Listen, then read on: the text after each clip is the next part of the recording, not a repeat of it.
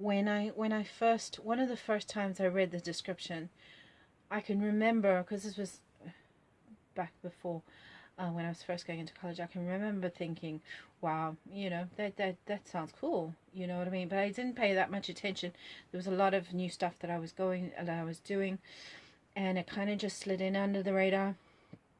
And then a year before, I was, well, my third year in college, we were doing a massive group project, and I picked up MBTI as a way to deal with group work, because I've never had any negative feedback per se about but I've always felt a bit under capable, if that's a word, in group settings. And so I always take opportunities in order to strengthen teamwork, group working. It's not something that I take to like a duck to water. I am more often I'm happier or more productive when I'm on my own. I feel like I can be. But in saying that, like as I said, although I can sometimes be blunt, I've tried to control that, and although I can sometimes misread social cues and social situations, not to the extent that I think that I've ever caused any serious problems with any groups or anything like that. So, but again, it's the same reason that you pick up MBTI. You pick up a load of different things. It's all tools on how to get on better in the world, and how to just get on with people a bit better. And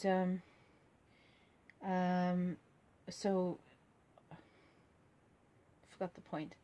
The point was that I picked up MBTI again then when I was dealing with group work as part of the project, and also as part of like, well, I'm learning about these tools, let's see if I can use them, you know. And I really, the descriptions struck a chord. And I started realizing that, especially when I was under so much pressure, mature student back in a college, I did find it comforting.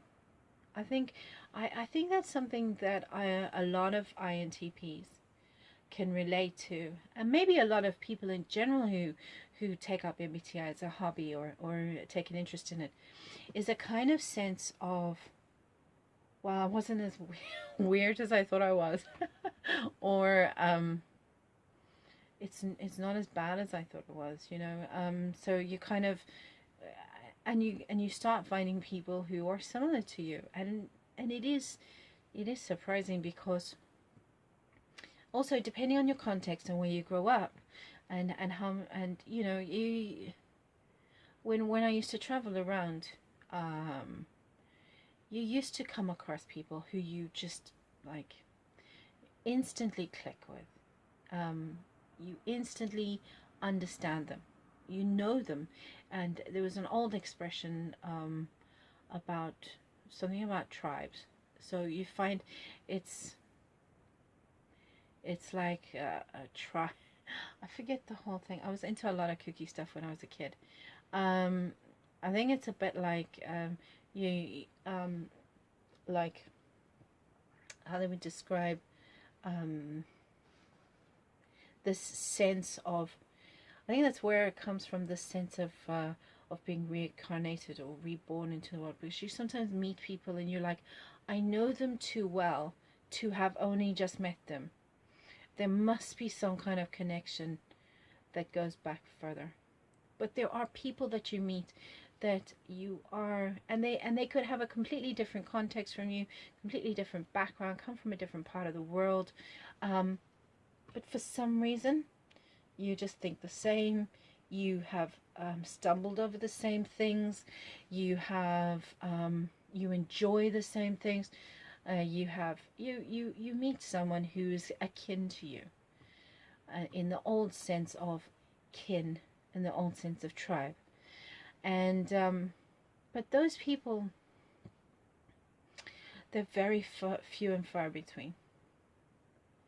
And in this, and they're so few and far between that I remember each and every one of them. Even though I only met them once or twice, and the just might have been conversations that went on for a few hours, or even people I've known for a couple of weeks when I was traveling through one place to another. I still know, I can still probably give a little bit of a blow by blow of some of the conversation that we had. You know, they still etched into the memory. And you don't get, and that happens very rarely. The majority of the time, I don't know if it's me specifically or if it's INTPs in general, the majority of the time you're constantly trying to knock on the door of other people, you know, trying to find the combination that opens the door that you can talk to them properly. You always seem to be shouting through the door and you know, trying different keys, and the communication never seems to flow correctly, and even when you get quite good at it, or you and the person, you and the other people get to know each other a lot better, and you spend time with people, it does develop into more habit, and you do learn ways of how they behave, how you behave, how they think, how you think, and but you never quite get there. But what the great thing about MBTI and using it as a tool is it puts in your hand a vocabulary. In your hand a vocabulary, but in your mind a vocabulary, or in your hand a tool, a kind of a framework, in that you can begin to comprehend just how different people are from you, but how that's okay. So I think that's one of the awesome things that really struck me when I first started using MBTI. I think that's something that strikes a lot of people who start using it, just for the simple fact that it's a truism. You know that people are, everybody thinks differently. You know that everybody's unique. You've heard it before. Oh, you got to try walking another person's shoes, or if people don't think the same way as you do, you got to realize that you can't be biased. You can't think that everybody will see the situation the way you do, and that's fine. That's perfectly fine to know that. That's good that you know that. That's good that that's a thing. But what it's not is telling you, well, if they don't think like you, how exactly is it they do think? And until you have that step, it's like, really? Do you really comprehend that people actually think differently to you? That they see the world differently? So, you know, it's like the difference between T and S, thinking and sensing,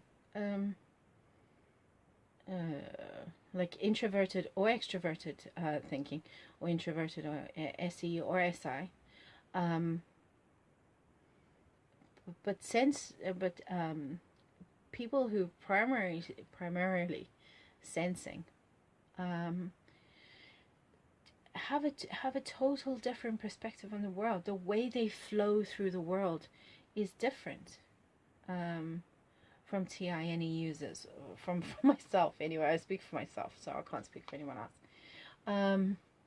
Just in the way they pick up the world, and you just don't know how different you are until you can actually put it into words, or you can hear a person go, oh, well, yeah, well,